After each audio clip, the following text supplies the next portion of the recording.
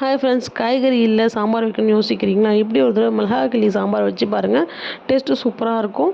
ஒரு கப் துவரம்பருப்பு எடுத்து நல்லா வாஷ் பண்ணி குக்கரில் சேர்த்து அது கூட ஒரு 10 போல் பூண்டு, ஒரு பெரிய தக்காளி, ஒரு வெங்காயம், ஒரு பச்சை மிளகாய், கொஞ்சமாக மஞ்சள் பொடி, கொஞ்சம் பெருங்காயத்தூள், ஒரு 2 ஸ்பூன் போல் வீட்டில் அரைச்ச குழம்பு மிளகாய் தூள் சேர்த்து கொஞ்சமாக ஜீரகமும் தண்ணியும் ஊற்றிட்டு ஒரு ஸ்பூன் போல் சாம்பார் பொடி சேர்த்துருக்கேன். வீட்டில் அரைச்ச சாம்பார் பொடி தான். எந்த சாம்பார் பொடி வீடியோ உங்களுக்கு வேணும்னா என்னோடய சேனல் செக் அவுட் பண்ணி பாருங்கள். நல்லா கலந்து விட்டுட்டு குக்கரில் ஒரு 5 போல் விசில் விட்டு எடுத்துக்கலாம். பருப்பு நல்லா குழைய வேகட்டும்.